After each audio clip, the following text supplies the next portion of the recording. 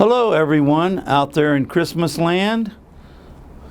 My next story is going to be Jingle Bells.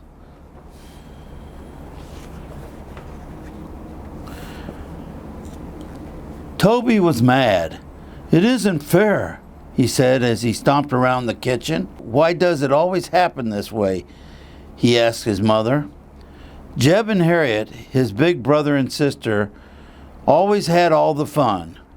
And tonight they were going out again on a sleigh ride with the older boys and girls from some of the farms nearby. Toby couldn't go along because he was too little. Would he ever be not too little for all the things that they ever did? "When will I be big enough, Mama? That's what I want to know." Mama smiled. "Maybe next year you'll be big enough to go. Right now, it's time for bed," she said. Toby went up to the bedroom he shared with baby Sarah. "Look how much bigger I am than Sarah. Why do Harriet and Jeb always do things together and I get stuck with the baby?" he complained. But Mama just hugged Toby and smiled again. "Someday you will be big, I promise you that." Then she tucked Toby and Sarah under their warm quilts and kissed them goodnight. Just as Toby closed his eyes, he heard a jingling noise outside. He jumped out of bed and looked out the window of his room just in time to see Harriet and Jeb climbing into a sleigh. It was pulled by a beautiful chestnut horse. The sleigh was full of laughing boys and girls dressed in their hats and mittens and heavy scarves. The horse stomped its hooves, and the boy driving the sleigh called out, "Come on, Harriet and Jeb. What a ride we're going to have tonight." As the sleigh pulled away from the door of the house, Toby could hear the riders sing, "Dashing through the snow in a one-horse open sleigh."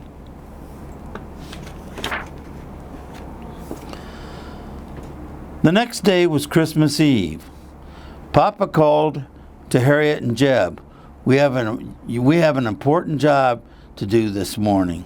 We must go to the woods and cut down our Christmas tree." "I'll come too," shouted Toby. "You'd better stay here with Mama and Sarah," said Papa. "Maybe next year you'll be big enough to help." Toby was so disappointed that tears came to his eyes. Then Mama had an idea. While the others went for the tree, she and Toby made long strings of red cranberries for decorations. Little Sarah watched them. She kept laughing and trying to grab the cranberries. It wasn't such a bad morning after all.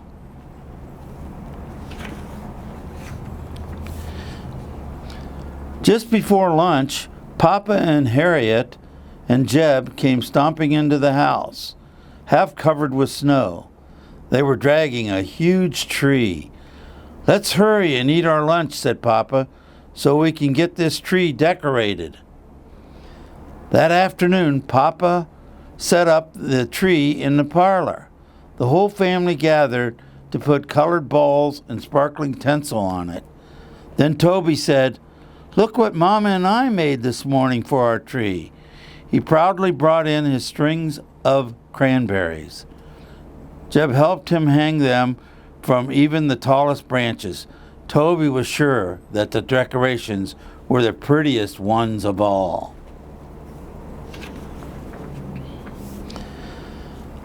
That night, Harriet and Jeb and Toby all hung their stockings in the fireplace. Harriet hung up one of her long blue stockings. Jeb's brown stocking had a hole in the toe. He hoped none of his presents would fall out of the hole.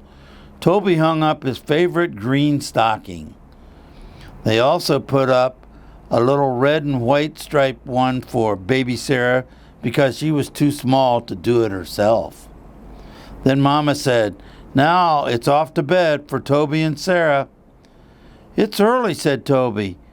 He thought about begging to stay up just a little longer, but for once he didn't protest, because after all, tomorrow would be Christmas. But after Toby was in bed, he had barely closed his eyes when Papa and Mama came into the bedroom. "Could it be time to get up already?" "Don't go to sleep quite yet, little ones," Papa said to Toby and Sarah. "Mama and Harriet and Jeb and I have a big surprise for you."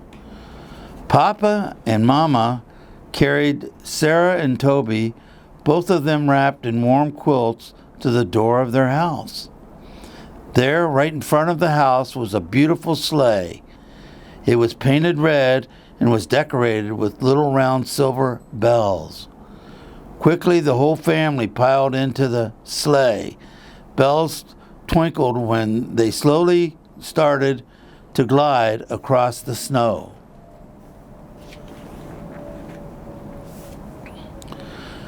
Soon they were speeding along the open fields to the clip-clip of horses' hooves and jingling of bells. It seemed to Toby that they must be flying, and as they rode, they began to sing. "Dashing through the snow in a one-horse open sleigh, over the fields we go, laughing all the way. Ho, ho, ho, bells on bobtails ring, making spirits bright. What fun it is to ride and sing in a sleighing song tonight."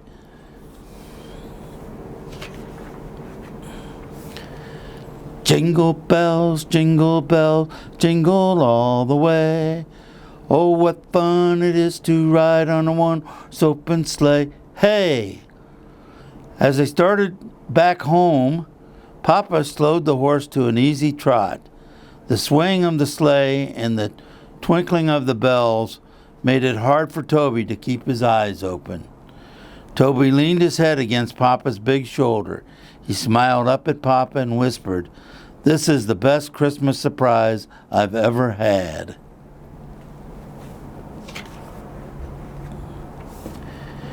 And as Toby's eyes slowly shut in sleep, he hummed to himself, "Jingle all the way."